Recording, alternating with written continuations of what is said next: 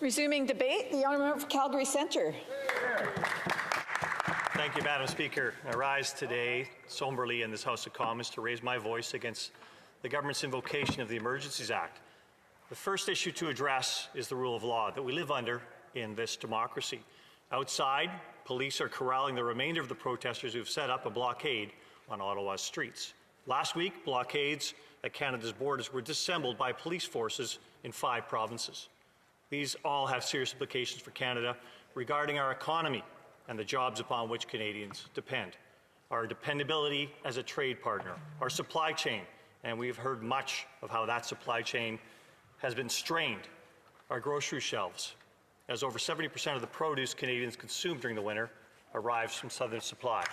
Of course, inflation, as shipments have been delayed, rerouted, or cancelled. In so many ways, Canadians will be paying the price for these illegal blockades. These short-term interruptions have long-term consequences. I need to illustrate clearly that every blockade at our international borders was addressed within Canada's existing laws.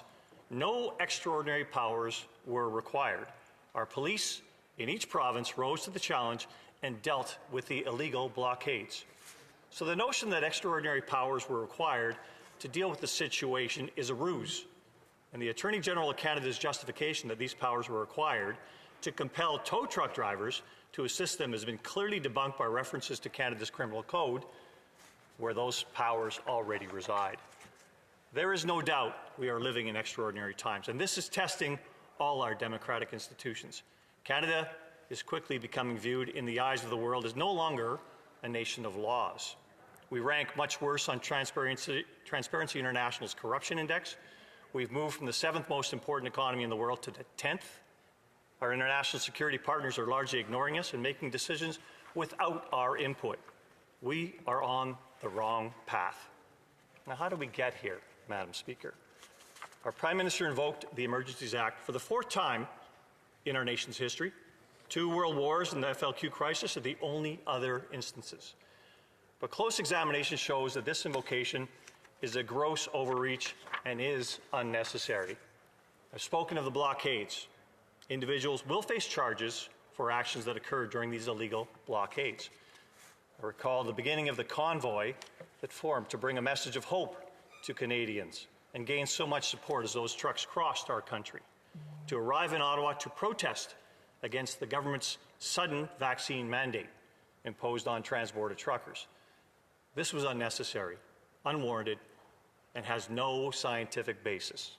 A gross overstep against a group of hardworking Canadians who had kept this country supplied through 2 years of a pandemic. How the Prime Minister relegated these Canadian heroes to zeros overnight is a turnaround of the most divisive nature. There is no data linking our trucking industry to the spread of the coronavirus. There is only a divisive government looking to exploit differences amongst Canadians. These truckers standing for their rights, and yes, those rights are covered in our Canadian Charter of Rights and Freedoms and should not be trampled upon because this government says that the situation warrants it. Took to their trucks, drove to Ottawa, and protested to uphold their rights. That is also their right.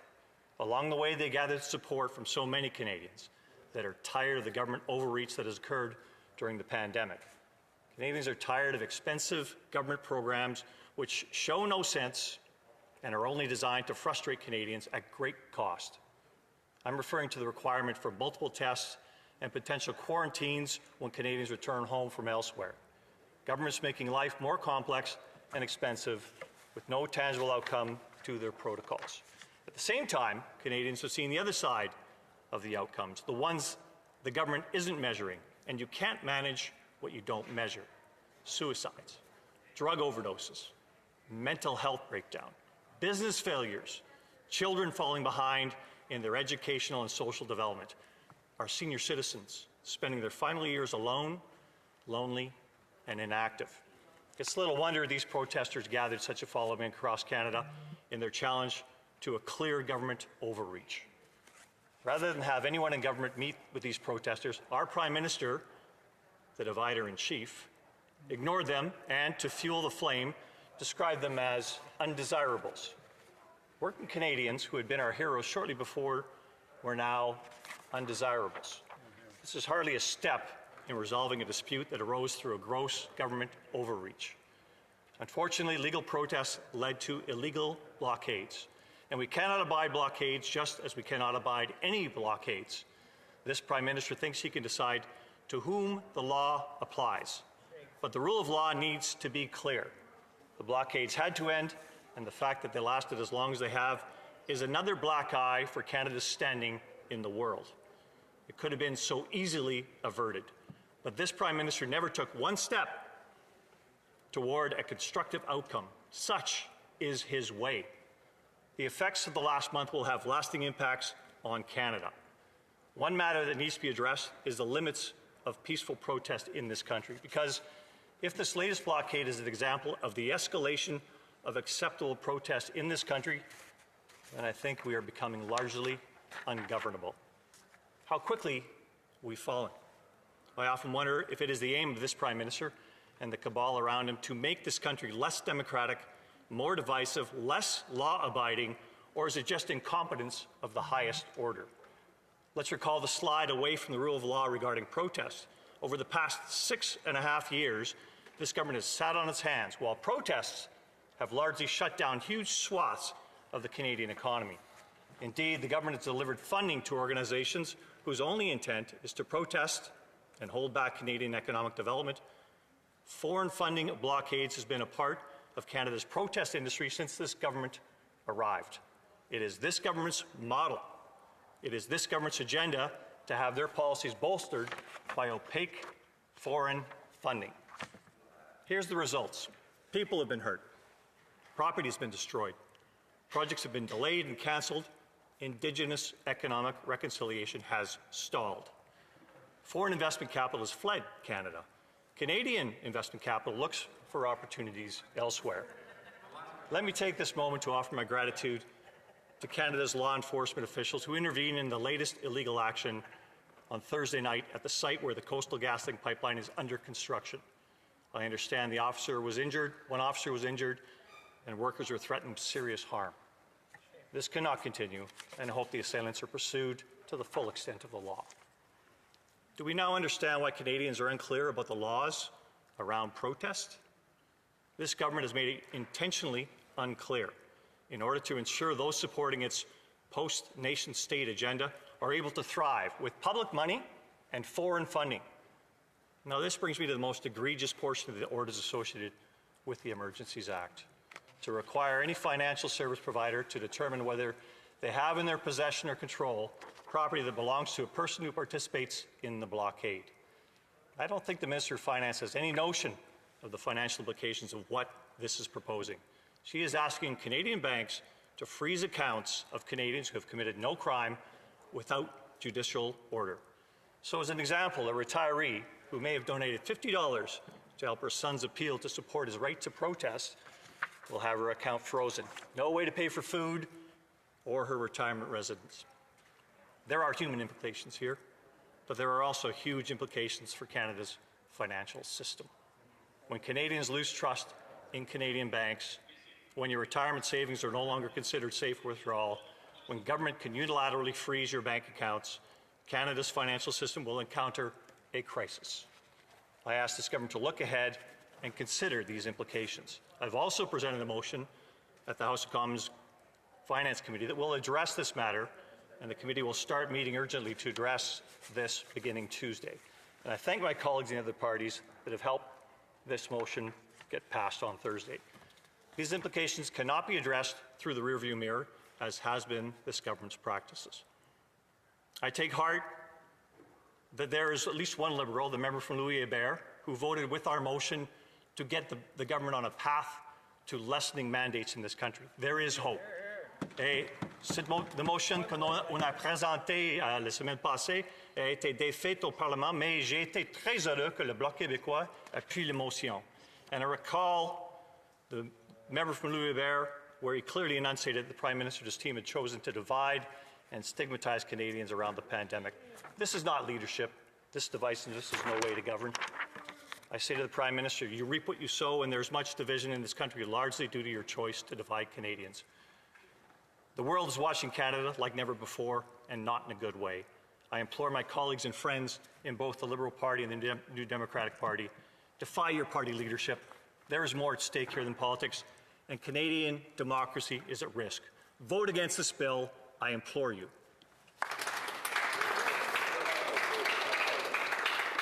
Yeah, and I'd remind the member at the end there, he kind of weighed off a little bit and went directly to speaking to the government as opposed to through the chair, so just a reminder. Questions and comments? The Honourable Parliamentary Secretary to the Minister of International Trade, Export Promotion, Small Business and Economic Development.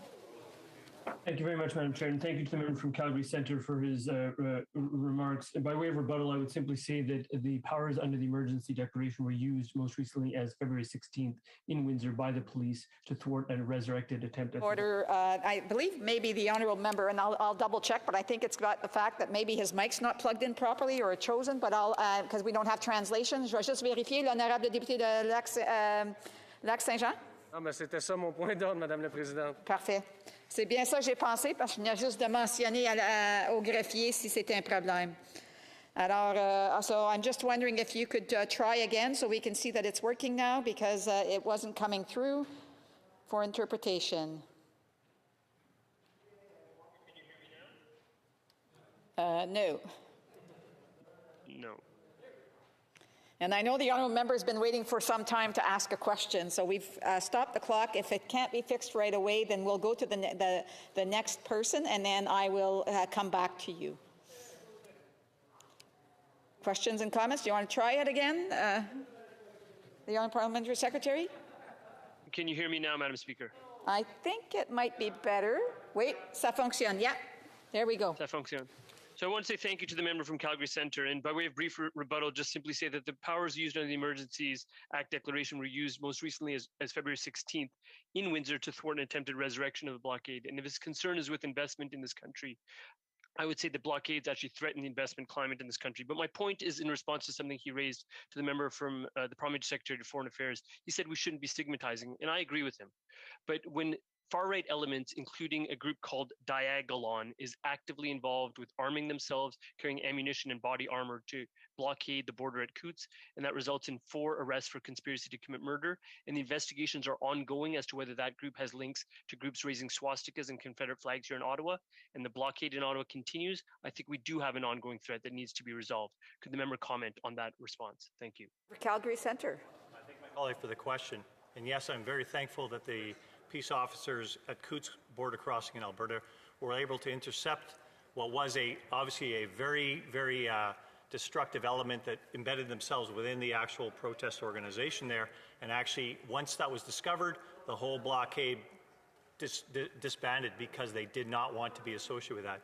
This is a problem. This is a problem wherever we are in the world, and it's not right nor left, but there are going to be elements that break the law no matter what. We've said all along that these blockades were illegal on their own, but when you throw in a mix of actual violence that's going to incur potentially injury to our peace officers, you've raised the bar, and this has to be addressed very quickly.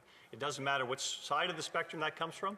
Any type of legal activity that leads to violence will be detrimental to all of us. Thank you. Des commentaires, l'honorable député de Lac-Saint-Jean. Merci, Madame la Présidente. Je remercie mon collègue pour son discours. Plus tôt aujourd'hui dans la journée, il y a des propos qui m'ont fait sursauter. J'ai failli tomber en bas de ma chaise d'ailleurs, mais elles sont solides. Il y a 2 députés du gouvernement du caucus libéral qui nous ont fait comprendre, et je les nomme, là, c'est le député d'Hull-Elmer et le député de Don Valley West, qui nous ont dit, et mot pour mot, vous pouvez aller regarder les bleus, là, qui nous ont dit qu'ils n'étaient pas certains à 100% que c'était la bonne décision à prendre de mettre en application la loi sur les mesures d'urgence. Donc, ma question va être très simple à mon honorable collègue. Est-ce qu'il ne croit pas, comme moi, que lorsqu'on arrive, puis on veut décréter la loi sur les mesures d'urgence, est-ce qu'il ne croit pas, comme moi, qu'il faut être sûr à 100% lorsqu'on arrive à cette décision-là? Merci, Madame la Présidente. The honourable member for Calgary Centre. Je remercie mon collègue du Bloc québécois pour la question, et je suis totalement d'accord avec lui. Je suis totalement en concurrence avec lui parce que la mesure pour gagner un projet de loi comme ci dans la Chambre des communes, ce n'était pas fait par le gouvernement maintenant. Ce n'est pas de preuve qu'il est nécessaire dans la loi du Canada maintenant. Merci beaucoup. Comments? The member for Edmonton Strathcona, a brief question. Madam Speaker, and I would like to thank my colleague from Alberta for his comments. You know, we have heard about the Coutts blockade many times in this House. The member before me had asked about the legal implications, the people who have been charged with attempted murder, the violence, the white racism that's there. But in addition to that, there is an economic impact. That 18 days that blockade was in place cost $864 million to the Alberta economy.